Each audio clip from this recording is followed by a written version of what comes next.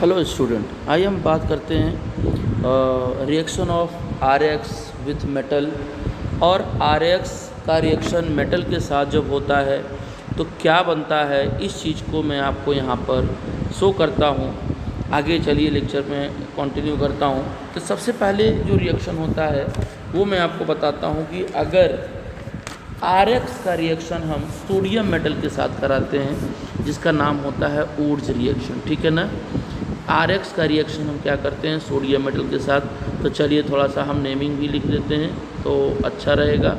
ये होता है बेटा ऊर्ज रिएक्शन। ऊर्ज रिएक्शन में क्या होता है कि जब एल्कील हाइड्राइड जो होता है वो रिएक्शन करता है, रिएक्शन किससे करेगा, मेटल से। तो सबसे पहले हम ले लेते हैं कि अगर आर एक्स का रिएक्शन हम क्या करेंगे, 2 मोल सोडियम मेटल से लेते हैं, सेम आर एक्स को in the presence of dry ether के प्रेजेंस में। तो इसमें होता क्या है, ये यहाँ से आपका दोनों निकल जाएगा, यहाँ से ये बना लेगा R और R प्लस 2NaCl, और जो ये बन रहा है वो आपका एल्केन होता है। इसमें सबसे ख़ास बात ये है कि एक कार्बन का मेंबर लेते हो और 2 कार्बन मिलता है। यहाँ पे इवन नंबर ऑफ कार्बन होते हैं, यहाँ पे जो प्रोडक्ट मिलेंगे इवन नंबर ऑफ कार्बन आएंगे। इसका यही समझ लो कि एक ड्रॉबैक है ना। जब भी मिलेगा तो इवन नंबर ऑफ कार्बन ही यहाँ बनेगा।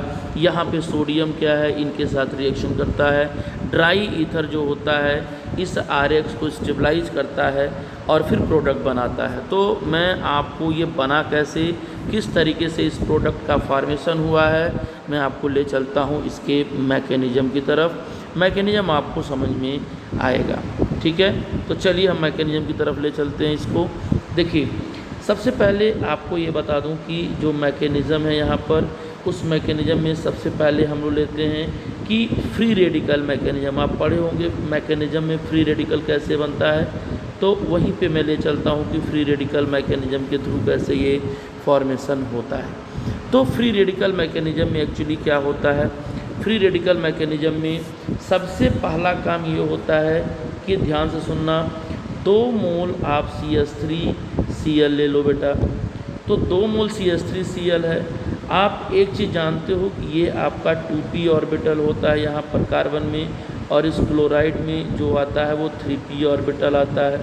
इसको Cl को बोलते हैं बेटा लीविंग ग्रुप, ताकि ये बाहर निकलता है और ये माना जाता है कि ये पार्शियल निगेटिव बनेगा और इस पर पार्शियल पॉजिटिव बनेगा। ये बॉन्ड टूटेगा तो पार्शियल निगेटिव और पार्शियल पॉजिटिव बनेगा। ये हेट्रोलिटिकली क्लीवेज होगा। ये आपको सभी को पता है कि जब बॉन्ड टूटता है तो वो कहलाता है रेट डिटरमाइनिंग स्टेप कहलाता है। इसका मतलब क्या हुआ कि यहाँ पे जो मिलने वाला है वो 2 मोल CH3 फ्री रेडिकल मिलने वाला है और 2 सोडियम क्लोराइड बनेगा। अब बोलोगे कि सर आप तो टोपी पहना रहे हैं, यहाँ बोल रहे हैं कार्बोकैटायन बन रहा है, यहाँ बोल रहे हैं फ्री रेडिकल। तो इसी चीज़ को तो यार समझना है, इसी बात को तो मैं आपको समझाना चाह रहा हूँ कि आखिर ये फ्री रेडिकल बना कैसे। तो चलिए, आपने 2 मोल सोडियम मेटल लिया है, आपने लिया है 2 मोल सोडियम मेटल। तो आपको ध्यान क्या देना है कि ये 2 मोल जो सोडियम मेटल है वो आपका Na पॉजिटिव दे रहा है, Na पॉजिटिव दे रहा है। मेरी बात समझ रहे हो, कब देगा, ये जब 2 इलेक्ट्रॉन को बाहर निकाल रहा है। ये जो 2 इलेक्ट्रॉन को बाहर निकाल रहा है तो एक इलेक्ट्रॉन एक Cl को देगा। जैसे मान लो यहाँ पर है 2 इलेक्ट्रॉन ये बाहर निकाला, वही 2 इलेक्ट्रॉन CH3 के पास जा रहा है, ठीक है। तो 2 इलेक्ट्रॉन 2 कार्बोकैटायन है यहाँ पर, और ये फिर क्या करता है, वो दोनों इलेक्ट्रॉन इनको फ्री रेडिकल में कन्वर्ट कर देता है। वो 2 इलेक्ट्रॉन इनको दे करके, भाई देखो एक इलेक्ट्रॉन ये गया, एक इलेक्ट्रॉन ये दोनों गया, इनके पास तो 6 हो गया, 6 हो गया। तो अब जब एक इलेक्ट्रॉन ये फिर पाएगा और एक इलेक्ट्रॉन, दो कार्बोकटायन है ना, तो एक इलेक्ट्रॉन एक कार्बोकटायन, एक इलेक्ट्रॉन एक कार्बोकटायन, तो वो आपका फ्री रेडिकल में बना देगा, ऑड इलेक्ट्रॉन सिस्टम हो जाएगा, ये 7 इलेक्ट्रॉन सिस्टम हो जाएगा। और ऑड इलेक्ट्रॉन सिस्टम होने की वजह से इनका जो हाइब्रिडाइजेशन भी होता है वो आपको सबको पता है कि sp2 होता है। अब ऑड इलेक्ट्रॉन सिस्टम का हाइब्रिडेशन कैसे निकालते हैं ये हमारे लेक्चर में जाइएगा, और ऑड इलेक्ट्रॉन सिस्टम मैकेनिज्म मैंने आपको समझाया है, यूट्यूब पे सर्च करिएगा आपको मिल जाएगा। तो आप क्या देख रहे हैं, आप ये देख रहे हैं कि यहाँ पे 2 फ्री रेडिकल हमारे पास मौजूद है। तो बेटा होता क्या है, एक फ्री रेडिकल यहाँ पर ये आता है, एक फ्री रेडिकल दूसरा वाला आता है, और दोनों लोग मिलते हैं, मिलने के बाद ये आपको CH3 और CH3 बनाता है, ये कहलाता है ईथेन। तो ये बेटा रहा आपका मैकेनिज्म किससे, फ्री रेडिकल से। ये फ्री रेडिकल से आपको बनाया गया है, किस तरीके से बनता है। अब आपको मैं ले चलता हूँ दूसरे मैकेनिज्म की तरफ, वो कैसे बनता है। तो दूसरा मैकेनिज्म जो होता है बेटा वो होता है आयनिक मैकेनिज्म। उसे क्या बोलोगे, आयनिक मैकेनिज्म बोलोगे। बड़ा बारूद कॉन्सेप्ट है ये, वैसे आपको ज़रूरत तो नहीं है, लेकिन आपको मेडिकल वालों को और जेई वालों को नीड पड़ती है इसकी। तो मैकेनिज्म समझो, देखिए ध्यान से, हमने आपको ये बताया पहले वाले में कि वो फ्री रेडिकल बनाया। चलिए ध्यान से देखिए पहले वाले स्टेप से, और यहाँ पर एक सोडियम क्या करेगा, एक सोडियम एक इलेक्ट्रॉन डोनेट करेगा, और वो इलेक्ट्रॉन इसके पास चला जाएगा जो इलेक्ट्रॉन सोडियम ने डोनेट किया। और बेटा जब वो 2 इलेक्ट्रॉन डोनेट करेगा तो वो एक इलेक्ट्रॉन और पा करके और वो क्या बना लेगा, निगेटिव चार्ज बना लेगा, और यहीं पर निगेटिव के साथ सोडियम भी आना चाहेगा, निगेटिव के साथ सोडियम भी आना चाहेगा। तो उसके बाद आपके देखिए क्या खेल रहा है, ये कौन सा गेम इनके साथ हो रहा है, ये हमारा तैयार हो गया। अब आते हैं हम लोग CH3 निगेटिव के, और यहाँ पे पॉजिटिव आ गया। आपके पास एक और CH3Cl है बेटा, तो भैया ये तो निगेटिव बनाएगा ही बनाएगा, ये पॉजिटिव बनाएगा, क्योंकि कार्बन और Cl के बीच में पोलर बॉन्ड है। ये आपका लिविंग ग्रुप है, Cl को बोला था मैंने। अब देखिए ये जो निगेटिव वाला है वो यहाँ जाएगा और यहाँ से Cl बाहर निकलेगा, तो ये Cl और ये अन्य पॉजिटिव क्या होगा, ये प्रोडक्ट बनाएगा और CH3 और NaCN का फॉर्मेशन कर देगा। NaCN कहा जाता है कि ये जो प्रोसेस होता है वो SN2 के थ्रू होता है, क्योंकि एक तरफ से लिविंग ग्रुप निकलता है, दूसरी तरफ से दूसरा अटैक करता है। तो ये आयनिक मैकेनिज्म होता है। मुझे उम्मीद है कि आपको अच्छी तरीके से समझ में आ रहा होगा। अब ऊर्ज रिएक्शन में क्या होता है, सबसे ख़ास बात आपको बताने वाला हूँ कि ऊर्ज रिएक्शन में जो नंबर ऑफ़ कार्बन होता है वो बेटा इंक्रीज होता है। नंबर ऑफ़ कार्बन क्या होगा, इंक्रीज होगा। यहाँ पे जो RX हम लोग ले रहे हैं वो RX की जो इंक्रीज अगर रिएक्टिविटी की बात किया जाए तो जो रिएक्टिविटी होता है वो क्या हो जाएगा, आपका रिएक्टिविटी ऑर्डर की अगर हम लोग बात करेंगे तो वो रिएक्टिविटी ऑर्डर होगा वो RI होगा, है ना, RBr हो जाएगा, फिर उसके बाद RCl होगा, देन RF हो जाएगा। तो ये रिएक्टिविटी ऑर्डर क्या है, ये इसलिए है क्योंकि कौन आसानी से यहाँ से अपना पोजीशन छोड़ के जा रहा है। लिविंग ग्रुप्स ऑन सबसे बेस्ट कौन है उसके अकॉर्डिंग मैं आपको बता रहा हूँ कि this is according to leaving group. ये लिविंग ग्रुप के कॉन्सेप्ट से मैं आपको समझा रहा हूँ। तो ये रहा आपका ऊर्ज रिएक्शन का कॉन्सेप्ट। अब इसके कई टाइप्स होते हैं बेटा, कई ढेर सारे टाइप्स होते हैं, तो मैं आपको उस टाइप पे ले चलना चाहता हूँ ताकि मैं अच्छा से ज़्यादा आपको कंटेंट दे सकूँ इस बात के बारे में। तो चलिए हम बात करते हैं कि टाइप ऑफ ऊर्ज रिएक्शन क्या होता है। सबसे पहले तो बेटा एक होता है सिंपल ऊर्ज रिएक्शन, एक होता है सिंपल ऊर्ज रिएक्शन, और एक बेटा होता है मिक्स्ड ऊर्ज रिएक्शन। एक क्या होगा आपका मिक्स्ड ऊर्ज रिएक्शन। ये आपको समझ में आया होगा कि मिक्स ऊर्ज रिएक्शन क्या होता है। इसके बाद मैं आपको ले चलता हूँ कि सिंपल ऊर्ज रिएक्शन का कॉन्सेप्ट क्या होता है, ये आपको बताता हूँ। तो चलिए, सिंपल ऊर्ज रिएक्शन क्या होगा इसके बारे में मैं आपको समझाता हूँ। देखो ध्यान से, सिंपल ऊर्ज रिएक्शन जो होता है इसमें दो सेम एल्कील ग्रुप होता है, two same alkyl group should be present, ठीक है ना।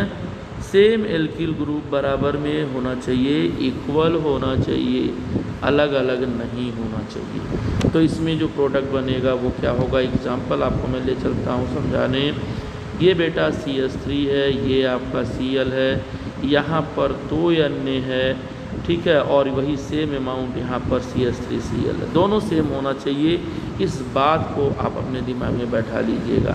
ये बेटा क्या होगा, ये भी आपका फ्री रेडिकल बनाएगा। मैं फ्री रेडिकल का मैकेनिज्म समझा रहा हूँ। ये भी आपका फ्री रेडिकल से बनाएगा। यहाँ पर ड्राई ईथर यूज कर लीजिएगा। जब ड्राई ईथर यूज करोगे तो देखो क्या बनने वाला है, ये दोनों फ्री रेडिकल आपस में मिलेंगे। मिलने के बाद ये CH3 प्लस 2 NaCl का फॉर्मेशन करेंगे। तो सिंपल में क्या होता है, दोनों सेम होना चाहिए, दोनों RX सेम होना चाहिए। लेकिन यार जो मिक्स्ड होता है ना बेटा, यार मिक्स्ड को ज़रा देखा, मिक्स का मतलब समझ ही रहे हो, कोई भी चीज़ मिक्स करते हो तो इसका मतलब अलग अलग होता है।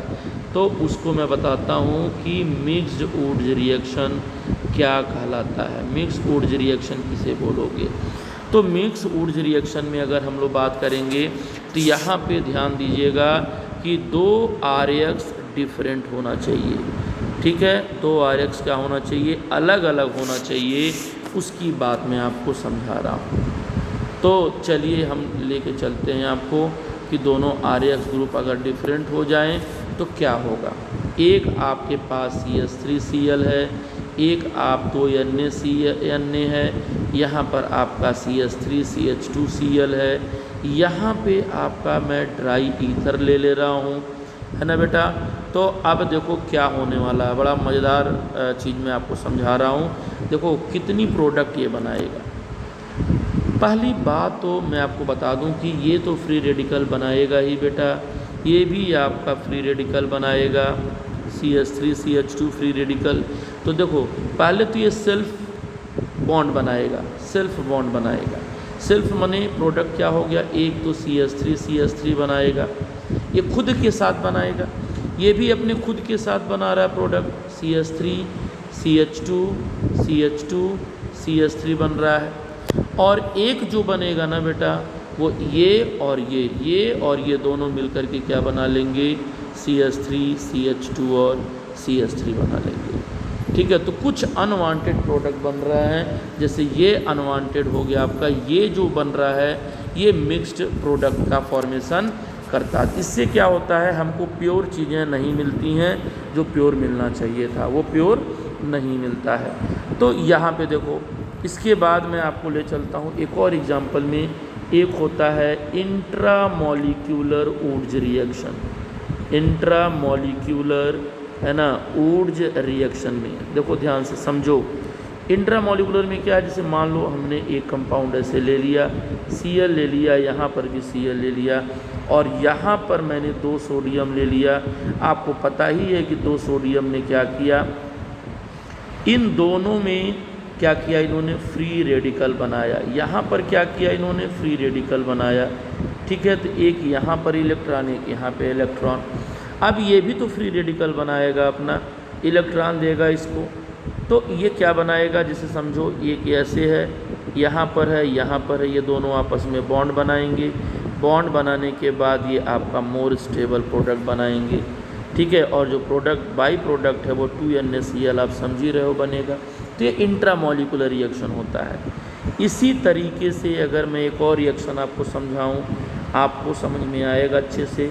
बस रिक्वेस्ट यही है कि अगर आपको थोड़ी बहुत लेक्चर समझ में आ रही है तो ज़रूर मुझे इसका एहसास दिलाइए, ताकि मुझे भी एनर्जी मिले, मैं भी इस पे ज़्यादा से ज़्यादा वर्क कर सकूँ। देखो यहाँ पर भी फ्री रेडिकल बनेगा, यहाँ देखो एक फ्री रेडिकल, एक नीचे फ्री रेडिकल यहाँ पर। अब ये दोनों फ्री रेडिकल मिलके क्या कर लेंगे, एक बेंजीन रिंग बना लेंगे, और यहाँ पर आप जान ही रहे हो कि 2NaCl बन जाएगा। ठीक है, इसी तरीके से एक और कंपाउंड मैं आपके साथ डिस्कस करना चाहता हूँ। जैसे मान लो एक कंपाउंड आपके पास ये रहा कि एक कंपाउंड ये है और यहाँ पर है एक Cl, ये मैंने 2 मोल ले लिया है, 2 मोल सोडियम ले लीजिए। यहाँ पर सेम यही प्रोडक्ट आपको लेना है, सेम यही प्रोडक्ट लेना है आपको। तो करेगा क्या, यहाँ पे समझो, यहाँ से ये पूरा का पूरा ये आपका बाहर निकलेगा, ये पूरा का पूरा आपका बाहर निकलेगा वही ईथर के प्रेजेंस में। ठीक है, ड्राई ईथर के प्रेजेंस में बनेगा। अब यहाँ पे जो बनने वाला है वो क्या बनने वाला है, एक ऑड इलेक्ट्रॉन यहाँ पे आएगा, मतलब फ्री रेडिकल, एक फ्री रेडिकल, एक फ्री रेडिकल, ये दोनों लोग मिल कर के क्या करेंगे, यहाँ पर एक बॉन्ड बनाएंगे, एक साइक्लिक कंपाउंड बनाएंगे, ये आपका कंपाउंड बनता है। तो देखो ये रहा वुड्स रिएक्शन, और वुड्स रिएक्शन में जितने भी एप्लीकेशन था। इसी तरीके से इसका डिसएडवांटेज क्या है भैया, डिसएडवांटेज तो जानना ही होगा आपको, एडवांटेज के साथ डिसएडवांटेज भी जानो। पहली बात को इसमें कि ऑड नंबर ऑफ कार्बन वाले कंपाउंड नहीं बना सकते हो, odd number of carbon compound नहीं बना सकते हो। दूसरा कि इस मेथड से हम लोग CH4 भी नहीं बना सकते हैं, कैन नॉट प्रिपेयर, बोलो, क्योंकि 2 मोल इक्वल अमाउंट में हम RX ले रहे हैं, इसीलिए हम इसको नहीं बना सकते हैं। तो ये रहा आपका वुड्स रिएक्शन और वुड्स रिएक्शन के टाइप, वुड्स रिएक्शन के रिएक्शन कैसे होते हैं ये मैंने आपको अच्छे से समझा दिया। अगर आपको ये वीडियो समझ में आता हो, लेक्चर समझ में आता हो, आ रहा हो, तो यही मैं बोलूँगा कि आप इसको ज़रूर प्रमोट करिए, ज़रूर शेयर करिए, ज़रूर सब्सक्राइब करिए। Thank you.